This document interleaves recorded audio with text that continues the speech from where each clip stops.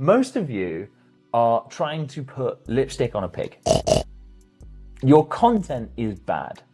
The investment thesis is bad. Your go-to-market slide is bad. And it doesn't matter how many great designers you get to look at your deck, it is putting lipstick on a pig. I cannot tell you the amount of customers that we work with who say to me, and usually poor Jack, if I'm honest with you, because I just give it to him, we got a pitch tomorrow, can you put a lick of paint on our deck for us? And it's like, we can, but this deck needs serious work.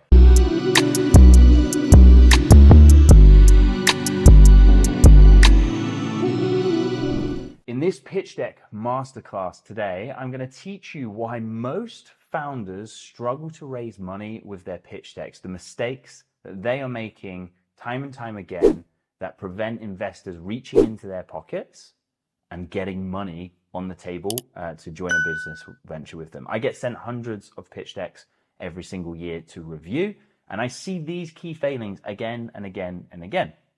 They poorly communicate the idea of the business. They poorly communicate why this is an exciting business to get involved with, why we want to take the risk together, and therefore the investor just doesn't take the risk. They say next. There's hundreds of opportunities that they have. They poorly communicate the business case. What do you want the money for? How is this going to achieve growth? What does this get me as an investor if I put this money into your vehicle? And they leave out the key information that an investor needs to see, wants to see, in order to progress that conversation. So many decks that I see are incredibly surface level, lacking in the right details. And I'm going to show you what those details are today that we need to get involved with, okay? So these lessons that I'm sharing with you today, they are lessons from building pitch decks with companies in 2024 that raised over $1.2 million or pounds with those decks, okay? This comes from being in the trenches with founders, doing the refinements, getting the feedback from investors, making change after change after change. And then I had a few key insights that allowed me to say, oh, when we do these things, these decks work. When we do these things, these decks do not work. They are also, this presentation is also heavily influenced by an incredible business owner called James Church. He's written a book called The Investable Entrepreneur, owns a company called Robot Mascot. If you want to really dig deep into the principles here, if you're really focused on raising money for an investment deck, I encourage you all to go and buy this book, dig deeper into these principles. James runs an incredible company. Reach out to them. They work with founders to do pitch decks and raise ungodly amounts of money. So a lot of the thinking in here is influenced by James. When my clients come to me and ask me to do a pitch deck, my first thing is to say, let me go and find out how to do that for you, okay? And this is a book that I rate incredibly highly. If I'm going to teach you how to create pitch decks that don't bore your investors to tears and actually get people putting their hands in their pockets to raise money, I need to teach you three things.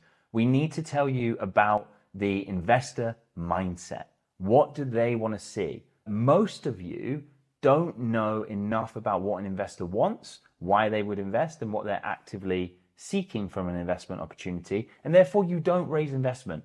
Conversely, many of you are struggling to get a horde of paying customers into your business. It's the same problem. You don't know enough about the buying journey you need to create in order to make sales. I'm going to tell you about the process for creating a pitch deck that actually gets results. Most of you start kind of a little bit backwards, back to front here, and there's a few things that you can do in order to align yourself with the successes of those who have raised investment. As we always say here, success leaves clues. Let's just copy other people who have been successful. And then finally, I'm going to tell you about the role of great design in pitch decks. As you all know, I'm a designer. I love design. I hope from these presentations that I do for you here, you can see I like to put together a presentation that looks kind of good, hopefully. It's kind of a backwards thing here in pitch deck creation, though. Design is the least important thing. It gets your foot in the door. It's not going to raise you the investment. And so many of you are hiding behind needing a new logo, a new brand, a new designer to just add a lick of paint to the content that you put in here. But the content is fundamentally bad. And as you'll see from the slides, we cannot put lipstick on a pig. It is still a pig. Okay, the investor mindset. What is this? Most of the pitch decks that I get sent fail fundamentally because they are selfish. They are selfish pitch decks that talk about your perspective as a founder and only your perspective as a founder. What you want, how much you want to raise, what you're going to do, the amazing opportunities that are going to change in your life and your team's life if this investor just kind of plays the role of a bit of a charity giver and reaches into their pocket and gives you that money. It cannot be selfish. We talk about this in sales in this group all the time. Selfish sales don't make sales, okay? Selfish pitch decks do not get investment.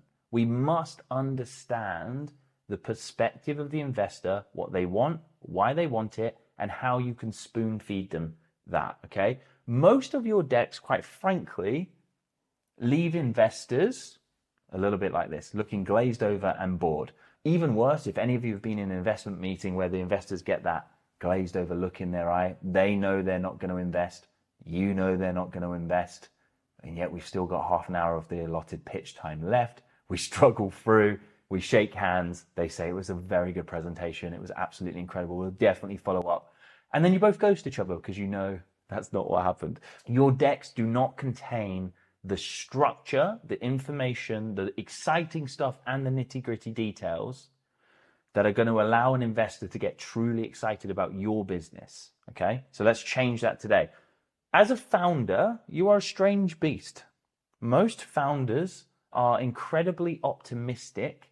They have an optimism bias. You wouldn't start a business if you didn't have an optimism bias, because you look at the numbers and you go, that's got a 90% failure rate. Why the hell would I do that? Most people go, thank you very much. I'll stick to my very, very safe 9 to 5. I'll watch Netflix on the evenings, and that is what I'm going to do. You guys are not like that. You're crazy. You have an optimism bias. You see opportunity. You see the possibility. You love the big picture. It's going to be so easy. It's going to be fast. It's going to be the most fun journey to be on in the world. It's a pretty stressful journey, but we thankfully don't dwell on that as founders, okay? We need to stop that in your deck. That is a small percentage of the deck that we need you to have. Yeah, we've got to get them excited. We've got to get them aligned with your vision, but we've got to give them the dose of the reality as well and show that understanding. Many of you are creating decks that leave investors feeling very frustrated, like this poor lady on the right here, because you're not showing them what they want to see. Okay, they want to see the underlying assets that you have in your business that actually add value to the business. The IP you've got, the patents you've got, the traction, the cash flow, the contracts, all of these things have discernible value in the eyes of an investor. Most of you completely glaze over those in your pitch decks. I was sent a pitch deck a couple of weeks ago, and I knew from having worked with that company, they just closed a $100,000 annual recurring revenue contract. Pretty big deal. Was not in their pitch deck. I was like, what are you guys doing? This is insane. We need to put this up front because that is going to get an investor really excited, okay? They want to see the implementation plan. They want to know, what are you going to do with their money? How is this going to grow the business? Because that's what they're investing in. They're not really investing in your idea. They're not really investing in you.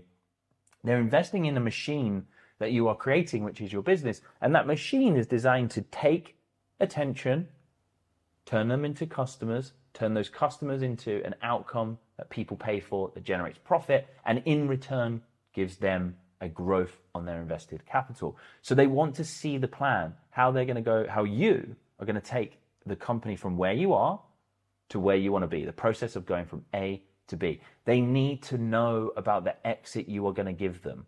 Many of you talk about exits a lot. All of you say you want to exit in 5 years, the magic number. By the way, the reason you all say 5 years is because investors don't want their money tied up in a startup for 15, 20 years. They're looking for an exit under 5 years. That's what founders say. That's why most of you say 5 years as well. You need to paint the picture. If I put money in, I don't want this to be an incredible secure vault where I can never get my money back out. I need to be able to get my money back out. How are we going to do that? How do we all make ungodly amounts of money at the end of the day and sail off on our merry way? And you'll need to paint that picture. What is the return on investment they're going to give you? Most investors are not philanthropists. I knew I shouldn't have said that word. Most investors are not giving you charity. They are giving you money to achieve an objective in your business so that you can play the role of an alchemist for them. You can turn lead into gold. You can turn their current pile of cash into a much bigger pile of cash. That's what they care about. We can have all of the niceties around investment and impact investing and all of this stuff. That's not what investors talk about in private. They talk about making money because they are finance, money-driven people. A lot of founders, I think, have the wrong assumption of what's actually happening in the investment world. You're so involved day to day in your opportunity, in your business, that it feels like it's the only business in existence because it takes up all of the space in your own brain. But from the perspective of the investor, they actually see this, right? They have a horde of founders running towards them, all saying, money, money, money, give me money, I want money. If any of you have ever been to a networking event where we do this weird thing when we put investors in a room with founders, it's hilarious to observe because you'll see 4 or 5 investors who everyone knows has money completely mobbed by founders who have no money and really want that money, right? So they see the investment world like this. They have a raft of opportunity. They have more opportunity than they could possibly ever throw money at. Your job in your deck, in your pitch, and in your campaign to raise investment, this is a process you're going to go on. You need to think about this strategically, is to stand out as much as this pink alpaca stands out at the back here, right? We need to get them excited about what you do. We need to get them excited about going into business with you. We need to get them excited about your team and your ability to execute on those ideas. And the reason we have to get them excited is they only have a limited pot of money. It is a big pot of money in many, many cases, but it is still limited. Okay, if you are an angel investor and you're not really like hyperactive, they are looking to make 1 to 2 investments a year because they're busy with their board responsibilities, the companies they own themselves, managing their family office, whatever it is. They've got other stuff that's going on. So they make 1 or 2 deals a year. They're looking for a needle in a haystack, and they might see 100, 200 opportunities in that year. If you are courting VC investment, which many of you, I think, are mistakenly courting VC investment, they are looking to make 20 deals a year. They know that 19 of those deals are going to crash and burn and be a complete waste of money, and they need the one deal they do make to not only pay back all of the poor investments they've made, but also pay back all of the management fees that they tack on to that VC investment fund, and then create a profit and a return on investment of about 3x, okay? So if they start with 50 million, they need to have you grow fast enough and far enough to pay back the losses of 19 companies, the millions of pounds of fees, so that they can make 150 million off the back of that 50 million. They're going to drive you hard to do that. You're going to have to become a very big company in order to do that. And it always gobsmacks me when I talk to founders going for investment with VCs, and I've talked to them about their exit plans and what they want to do with the business. They want to run a business that does like 5 million a year. That'd be bigger than their wildest dreams. VC investors would laugh you out of the room with that figure. They'd be like, what are we talking about here? I need you to do at least 150 million a year before we even start looking at this being interesting. Okay, so think about the investors you are approaching. You must understand, what do they want to buy? A VC investor has no interest in buying a lifestyle business that earns 5 million a year. That would be a rank failure for them, a waste of money. An angel investor, probably very, very happy with that kind of outcome. Okay, so understand your buyer, understand that they have a limited pot of money, and your job is to stand out in that sea of business opportunities where, people always say, investment in the UK is really hard, there's no money. There's a lot of investment money in the UK. It's just there is a massive lack of investable businesses in the UK. If you are struggling to raise money, it's on you. You are not doing a great job of presenting your opportunity in a compelling way. As Daniel Priestley always says, you get what you pitch for, okay? Here is what happens in the minds of an investor. They make an emotional buying decision, like we all make emotional buying decisions, and then they justify that logically, okay? I've heard over many bottles of wine with some of these investors that I know and I've hung out with without founders, tech founders in the room. I have heard that many of them make an investment decision on that startup within 30 seconds of seeing the deck or them walking in the door. They're like, yep, if you know, we operate in the pre-seed seed round. This is the experience I'm talking about here. They're basically interested in who you are and whether they think you can execute. They make that decision very, very emotionally. The deck and the pitch and them going to their investment board to unlock the money if that is appropriate for them, or if they're an angel investor and they've got to convince their husband or their wife to unlock the money from the financial accounts, that's all just to give them the ammo that they need in order to justify logically, okay? Think of the last big purchase that you made. I bet you it went down something like this. You saw something you wanted. Let's say it's a new sports car. You're like, oh my God, imagine how I would look in that. I'd look so cool. Everyone would think I'm doing really well. I could be zooming down the highway with the top off. It'd be amazing. You make an emotional decision to make that purchase.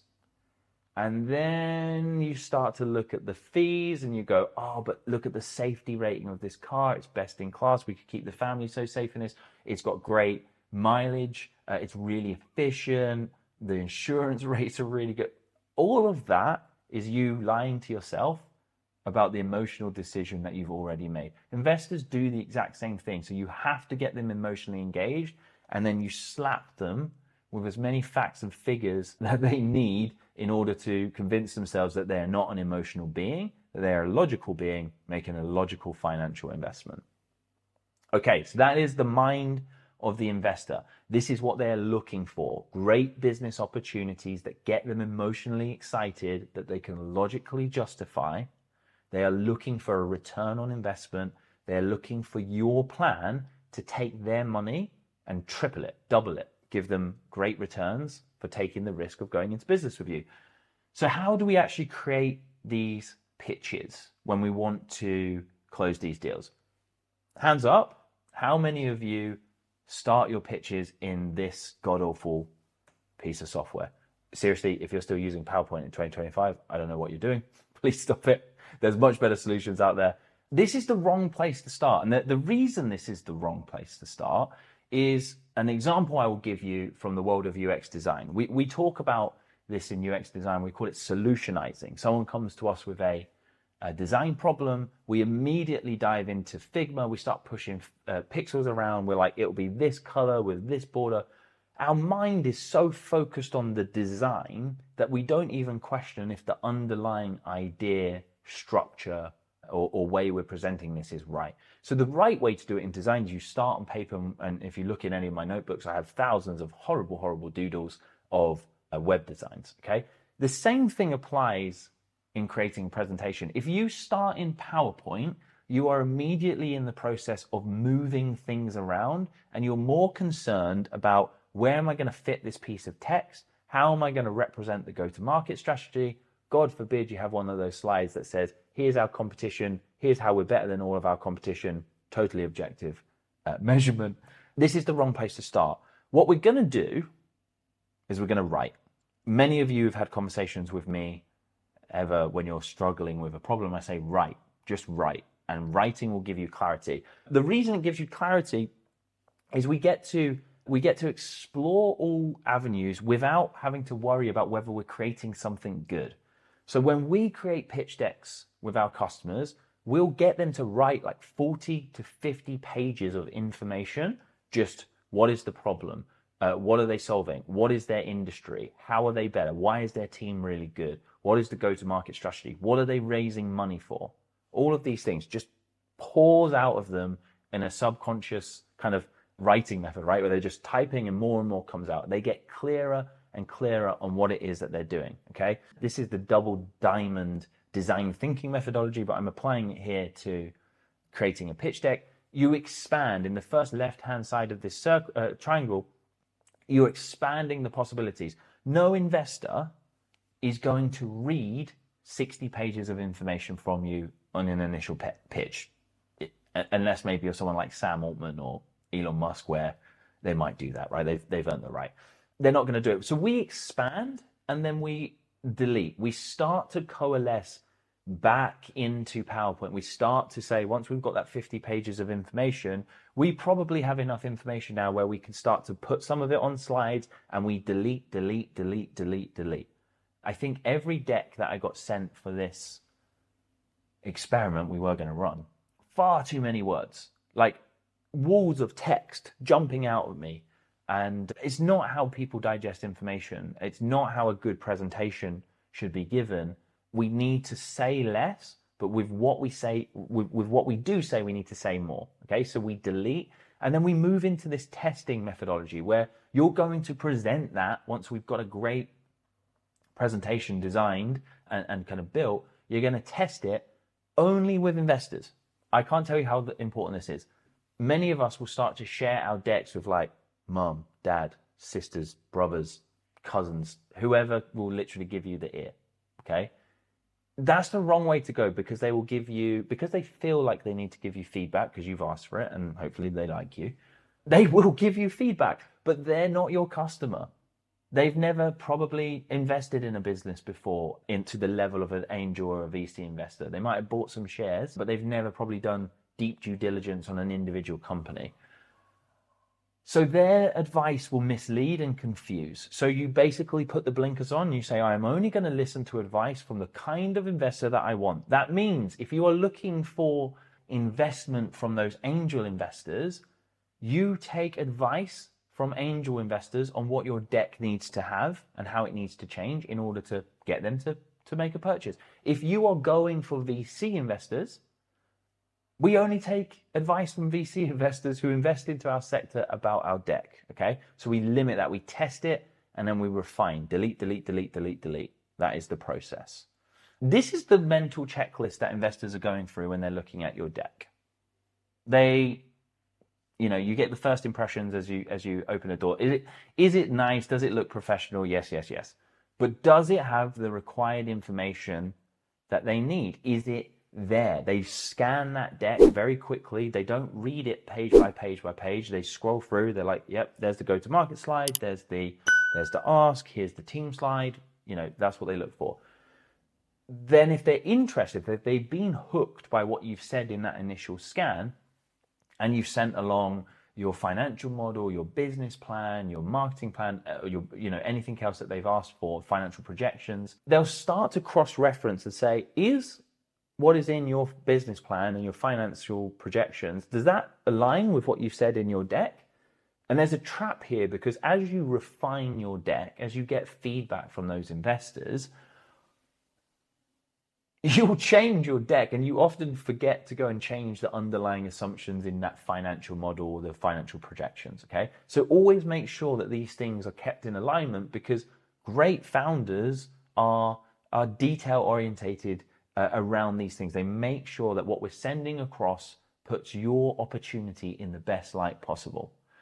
And finally, if they see that alignment, if they're excited by what you've done, you've hooked their interest, really what they're then looking for is this a credible plan by a credible team who we believe, if we went on a business journey with, would actually get us a return on that investment. They would take the money I give them and grow it into a bigger pot of cash. That is mentally what they're doing. The required information, which so many of you leave out. I see so many decks where it doesn't outline this. It's like, what money do you need? And why do you need it? Okay? How are you going to deploy that money? And when are you going to deploy it in order to grow? It's like, okay, we want $1 million. We want to raise $1 million. And then you'll have a deck where it doesn't say when you're going to deploy that $1 million. We're raising $1 million and we're not going to deploy it for another 9 months. Okay? Or actually, we need $1 million and we need it in the next 2 months because there is a very slim window of opportunity that if we plug with this strategy, we believe will get us this growth. That's a very different investment conversation than we need 1 million, please give it to us, which is a lot of your decks are kind of subconsciously saying that to an investor. Show them what you're going to use that money for, importantly to grow the business. I don't care about beanbags and table tennis tables, things like that, all of these memes that we see in the investment world for VC flush startups. What we want to show is when you give me this money, when you come on board, we're going to go on this marketing campaign. We're going to deploy this channel partnership, and we're going to plug tons of money into that, and they're going to sell the product. Here's the figures behind that, and this is why it's going to work. Okay. And all of this needs to be framed very specifically in what return will they get once you spend that money. Don't be afraid to say that you're going to spend the money. I see this in decks a lot where it's like, we have good information about what you want, why you want it, but we don't have good costings of like when and where you're going to spend the money. And it's almost like founders are shy of saying, yeah, I'm going to spend that money you give me. They know you're going to spend it. They hope you're going to spend it because they are hoping you spend it on the thing you said you're going to spend it on so that they get growth and they can get that return on investment. There are three key things that I need you to show in your deck. Only 3 key things. We need to show that you're going to achieve growth. No one wants to invest in a business where I say, hey, give me 1 million. I'm going to burn all of that. We're going to do less work and we're going to turn that 1 million into 500,000. Deal? No, no one makes that deal, right? So show the growth. The growth story is the backbone of the deck. It's the backbone of the investment opportunity. Show them how fast you're going to get there. Okay, there's a really interesting stat that James Church uses in the Investable Entrepreneur. The average unicorn, so a company doing $1 billion, takes 7 years to build. You know, these things are called unicorns for a reason. However, it's 7 years. So if you're going to take 12 years to earn $1 million per year, we need to explain that to an investor. Why is it going to take so long? What are we doing? What are the stages? And how are we going to speed that up? They don't want their money locked up for years and years and years in your startup because you're a risky endeavor. If they're investing over a 20-year horizon, they're way better off buying a share in a Vanguard ETF index fund, buying small pieces of many, many, many companies and just, you know, pocketing 5 to 8% per year. So you better show growth and speed. And then you must paint the picture for the exit. How much of a return are you going to get them? It should be something between 15 and 30x on their money. Otherwise, what's the point of putting this into a really risky endeavor? They could do buy to let, they could do index funds, they could buy bonds, whatever. There is really easily accessible ways to plug cash into places that returns 5, 8, 9% per year, pretty much risk-free. So you are a high-risk endeavor. You're a crazy investment in many ways. And if it goes well, I want a crazy return on my money.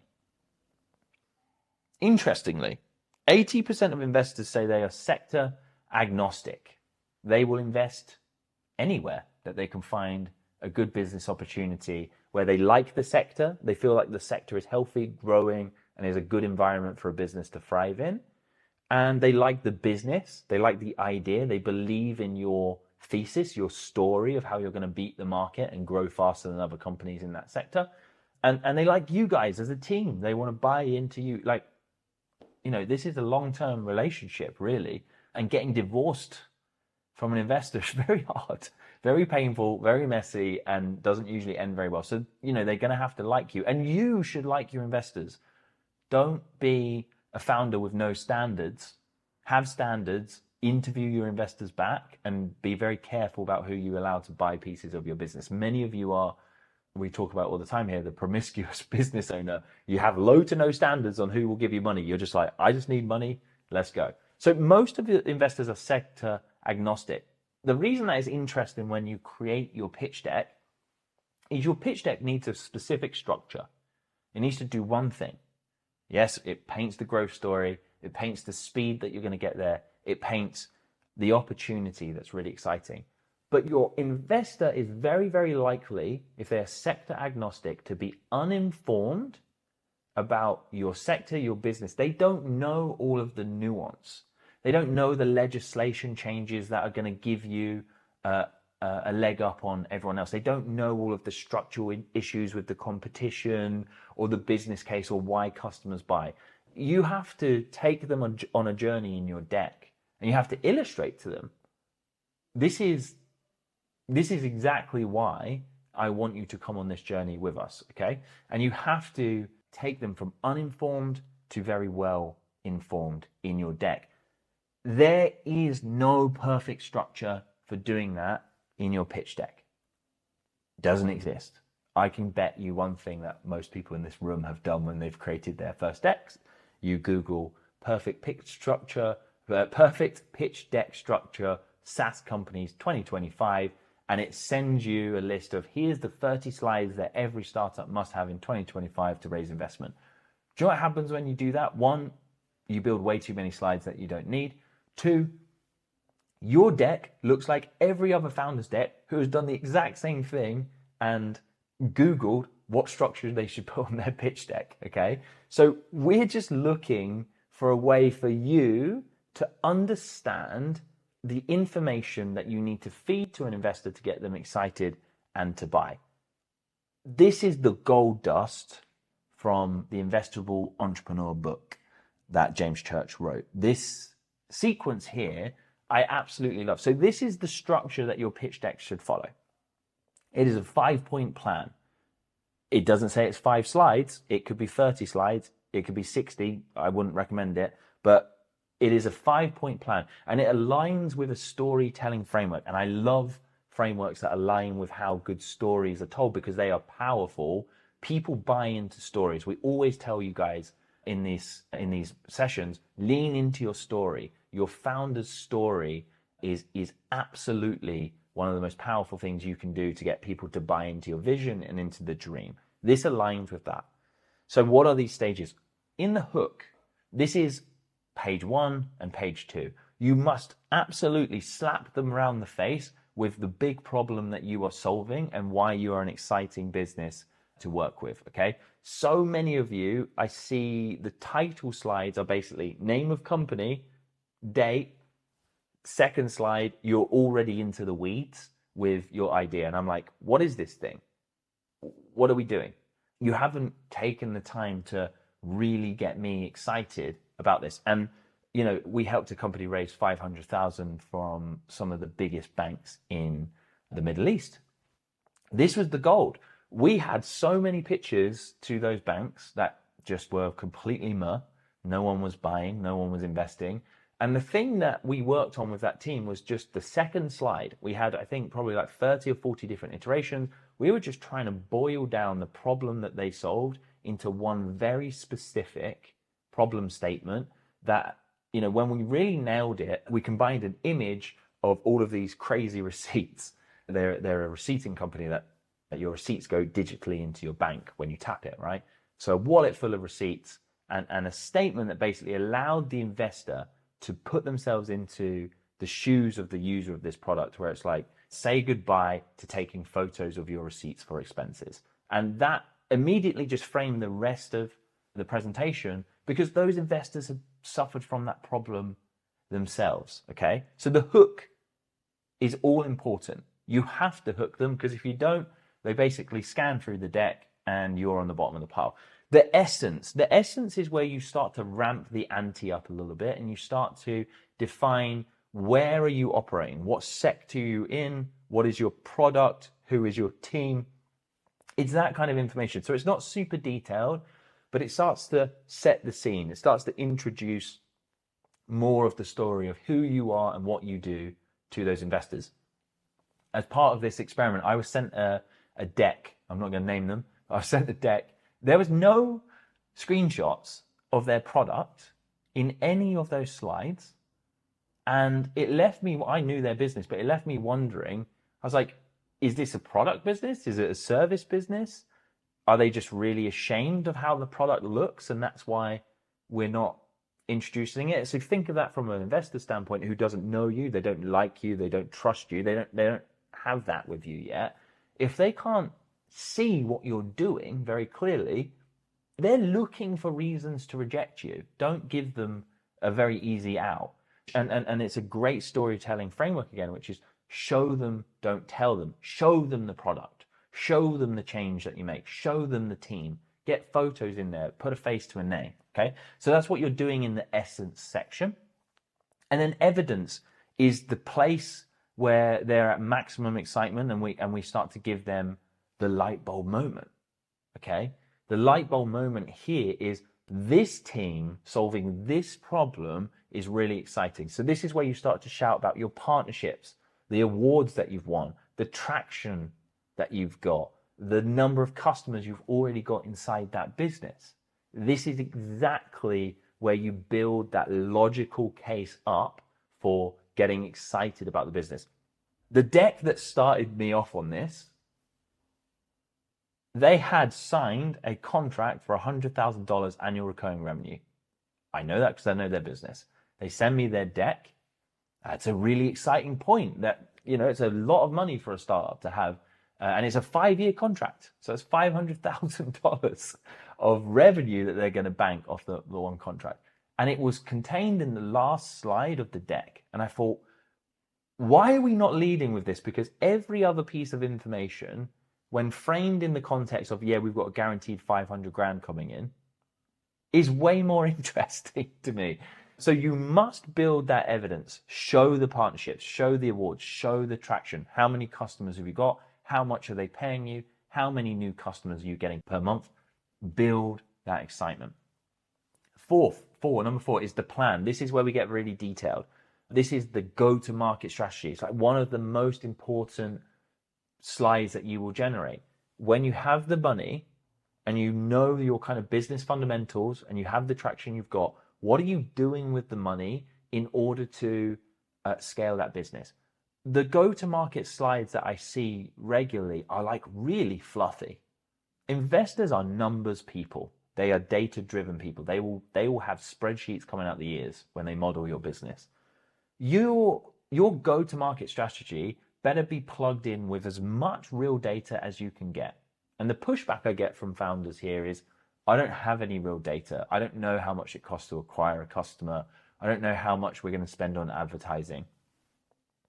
Okay, it is your job as a founder to roll your sleeves up, do the hard work, and get some real data in place. Run a micro validation experiment around some advertising and say, we run advertising for 10 days. We got 10 customers. It cost us 100 quid.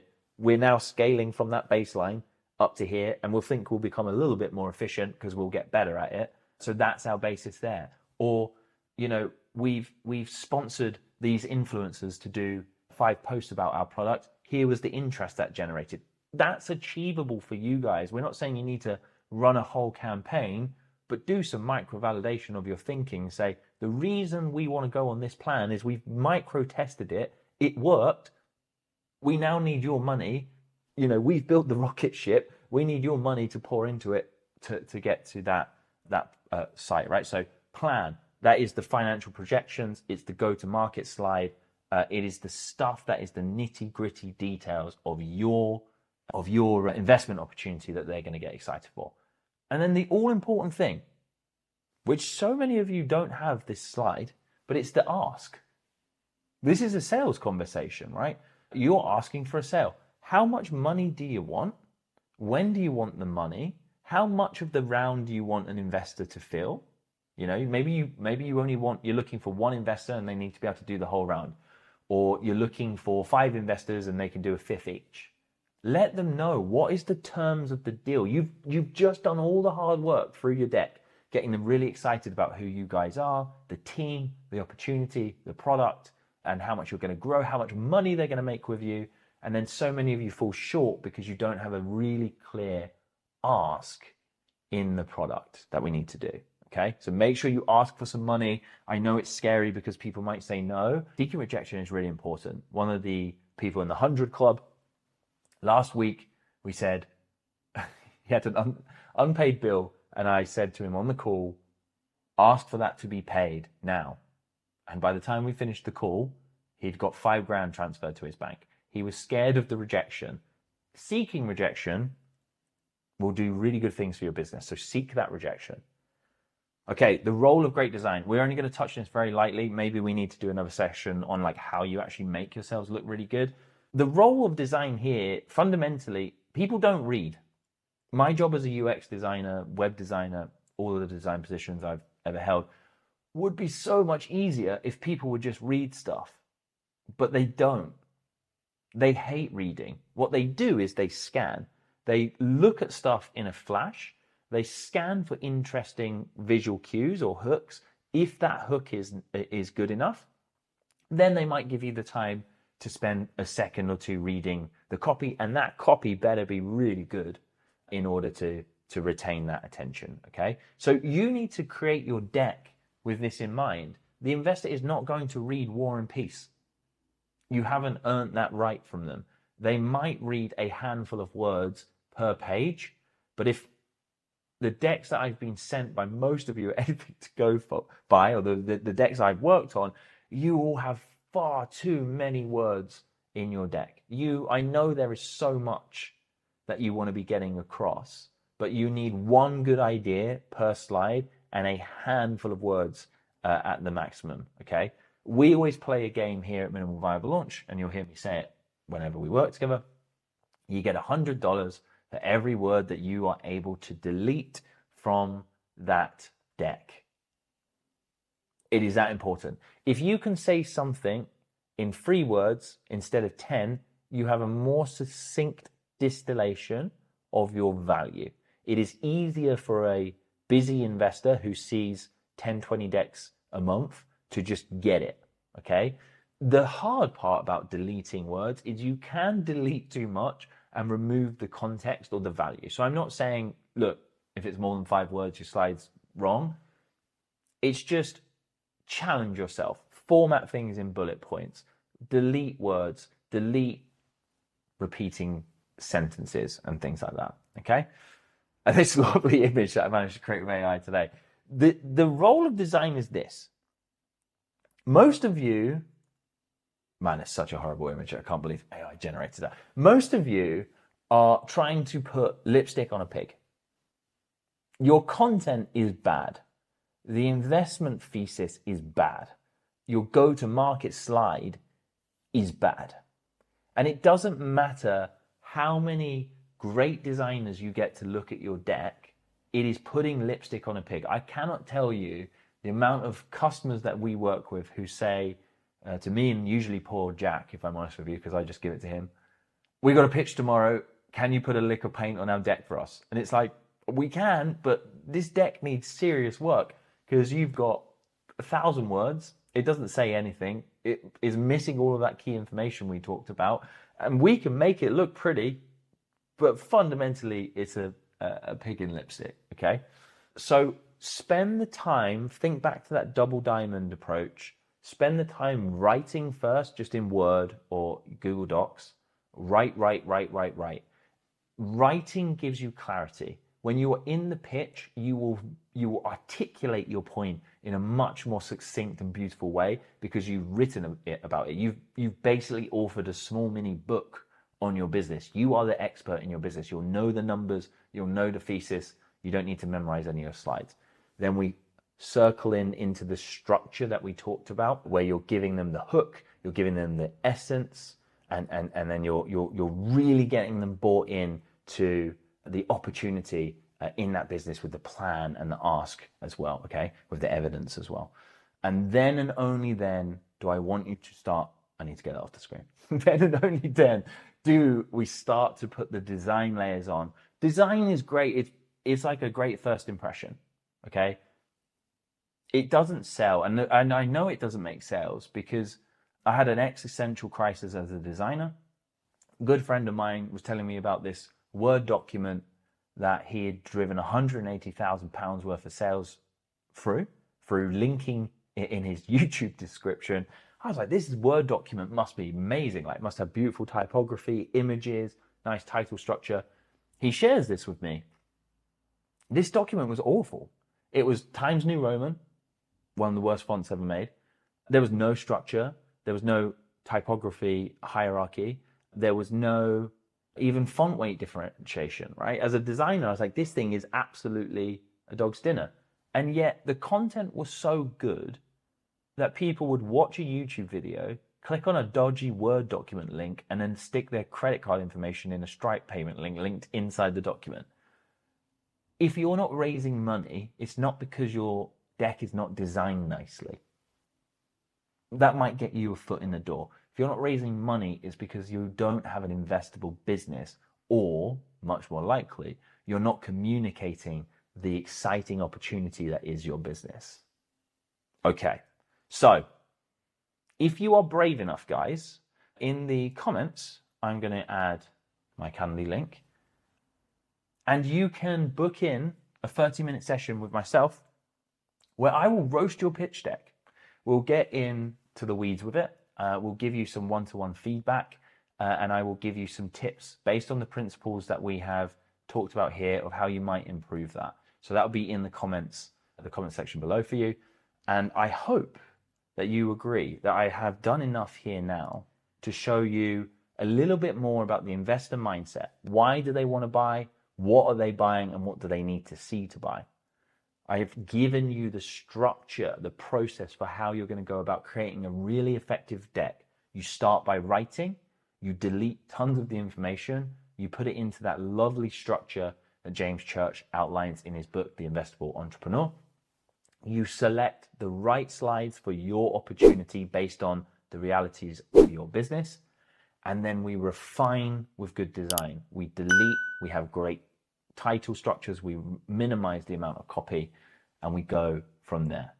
Thank you very much. I know it's a long one. Okay, guys, I'm off for another pizza tonight with another Italian extended family member. So wish me luck, because I am seriously pizzaed out at this point. But we go again, and I will see you all next week, hopefully in these sessions. So thank you very much, and see you soon.